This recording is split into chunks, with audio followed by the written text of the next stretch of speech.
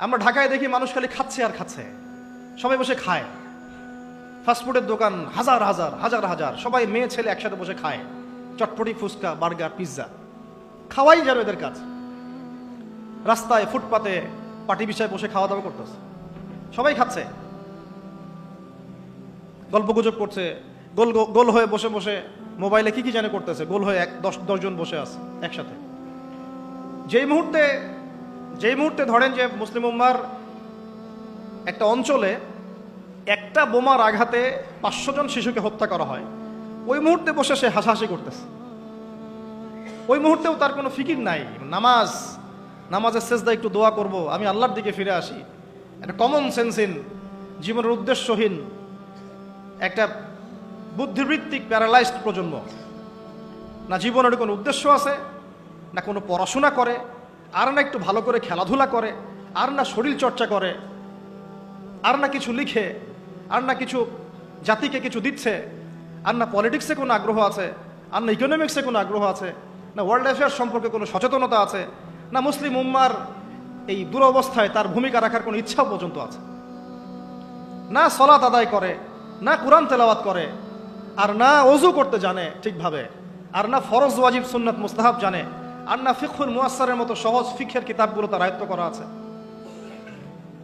না কোনো আলেমের সাথে সম্পর্ক আছে, না কোনো ইসলামিক স্কলারের কাছে সম্পর্কিত হয়, আর না মাদ্রাসায় যায়, আর না ইসলামের বেসিক ফান্ডামেন্টাল নলেজ অর্জন করে।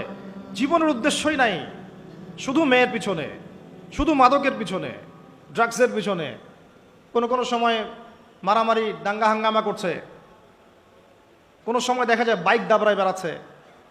বিত্তশালী বাবার অনেক টাকা আছে, বাস কিনে দিয়েছেন বাইক, চলছে, পিছনে একটা বেহায়া বেশ্যা মেয়ে নিয়ে ঘুরছে। এ মেয়েটাও বেহায়া, শব্দটা ইউজ করতে চাইনি আমি আমি আমি এখানে জানি অনেক মা বোন আছেন, শব্দটা আমি ইউজ করতে চাই নাই, কিন্তু আমার ভিতরে এমন ক্ষোভ এদেরকে দেখলে হয় যে মুখ থেকে বের হয়ে গেল। একটা মেয়েকে আল্লাহ পাক সৃষ্টি করেছেন কি জন্যে? যাতে সে ইসমাইল আলাইহিস সালামের মতো সন্তান জন্ম দিতে পারে। এই বাইকের পিছনে ঘোরা মেয়েটা কি আপনাকে এরকম সন্তান দিতে পারবে? আপনি তো বোকা, আপনি মনে করছেন যে অল্প সময়ের জন্য আমি তাকে নিয়ে একটু মজা করি। তখন দেখা যাবে আপনারও জীবনে এমন কোনো মেয়ে আল্লাহ পাক দিয়েছেন যে ওই রকমই অন্য কারোর সাথে বাইকে ঘুরে আসছিল, তখন কিছু করার থাকবে না, কিচ্ছু করার থাকবে না। আমার টপিক আজকে এইটা না। এই প্রজন্মটাকে গড়েছে পশ্চিমারা বিগত 30 বছরে। কত বছরে? এখন যে এডুকেশন সিস্টেমটা চলছে, এটা যদি এভাবেই চলতে থাকে, আপনি আর 20 বছর পরে এমন একটা প্রজন্ম পাবেন যাদেরকে যদি আপনি, আমি চ্যালেঞ্জ করতেছি, যাদেরকে যদি আপনি নতুন করে কোনো মুক্তিযুদ্ধে পাঠান, গুলি খেয়ে ফেরত আসবে, একটাকে মারতেও পারবে না। না দেশের প্রতি কোনো মহব্বত আছে, না উম্মার প্রতি কোনো মহব্বত আছে, না দেশের জন্য কিছু করতে পারবে, না জাতির জন্যে, না উম্মার জন্যে। সবচেয়ে বড় স্তর হচ্ছে উম্মার জন্যে। সবচেয়ে বড় স্তর কি? উম্মার জন্যে, যে পুরো মুসলিম উম্মা একটা জাতি, আমি এমন একজন বড় নেতা হব যে পুরো মুসলিম উম্মার জন্য কাজ করব। এই যে চেতনা, এই জাজবা, পরিশ্রম, অধ্যবসায়, একটা ভিশন, একটা প্যারেন্টিং, একটা কনস্ট্রাকটিভ সিলেবাসে পড়াশোনা করা, একটা তারবিয়াত, প্রশিক্ষণ, এর ধার কাছেও নাই জানে। ওগুলো অনেক দূরের কথা, বাদ দেন। শুধু এতটুকু ফিকির, আচ্ছা আমি দুনিয়াতে আছি কেন, আমি দুনিয়াতে এসেছি কেন? এক সময় তো আমি ছিলাম না, আবার এক সময় আমি থাকবও না। কেউ এসে চিরস্থায়ী হতে পারে নাই, তো আমরাও পারবো না। তো আল্লাহ পাক আমাদেরকে সৃষ্টিটা করলেন কেন? আমার কাছে আমার রব কি চান? আমি যদি না থাকতাম তাহলে আমার পরিবার চলতো কিনা, আমার সমাজটা চলতো কিনা, আমার শিক্ষা ব্যবস্থাটা চলতো কিনা, আমার দেশটা চলতো কিনা, এই বিশ্বের ঘূর্ণন চলতো কিনা, আর্নিক গতি চলতো কিনা, থেমে যেত? উত্তর না।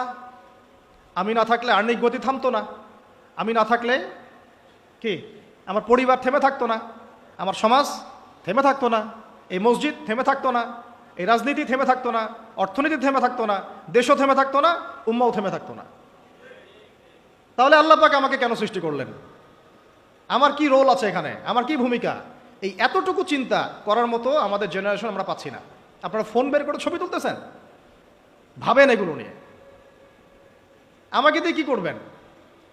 আমাদের তো কিচ্ছু করার নাই এই কথাগুলো বলা ছাড়া, এই কথাগুলো বলা বা সচেতনতা তৈরি করা ছাড়া আমাদের হাতে কিছুই করার নাই। Not at all, absolutely nothing, কিচ্ছু করার নাই। এইসব ফ্যান্টাসি দিয়ে লাভ নাই। আপনাদের মধ্য থেকে জেনারেশন তৈরি করতে, আলেম তৈরি করতে হবে। আপনাদের মধ্য থেকে কারি, হাফেজ, দাইল আল্লাহ এবং উম্মার নেতৃত্ব প্রদানকারী জেনারেশন তৈরি করতে হবে। এইসব চেয়ারে বসে কয়জন? সারা বাংলাদেশে হয়তো 50 জন, 100 জন। এই 100টা মানুষ ইউনাইটেড না, তারাও বিক্ষিপ্ত। 16 কোটি মুসলিমের দেশ বলছেন, 16,000 দলে বিভক্ত। এর মধ্যে সবচেয়ে বিশুদ্ধ যেটাকে আমরা মনে করি, সেখানেও দেখবেন যে আরও 10টা 20টা দল হয়ে বসে আছে। এর বাইরে গিয়ে আবার যারা বললো না তারা বিশুদ্ধ নয়, আমরাই সবচেয়ে বিশুদ্ধ, ওদের মধ্যেও 10টা দল হয়ে গেল। না তারা ইউনাইটেড, না তারা মানে আমরা, না আমরা ইউনাইটেড, আর না আমাদের কোনো আমিরুল মুমিনিন আছে যিনি সবাইকে একটা জায়গায় নিয়ে দিনের কিছু খেদমত নেবেন, আসামু ওয়া তাআ থাকবে, শুনলাম মানলাম আনুগত্য করলাম, এমন থাকবে? নাই।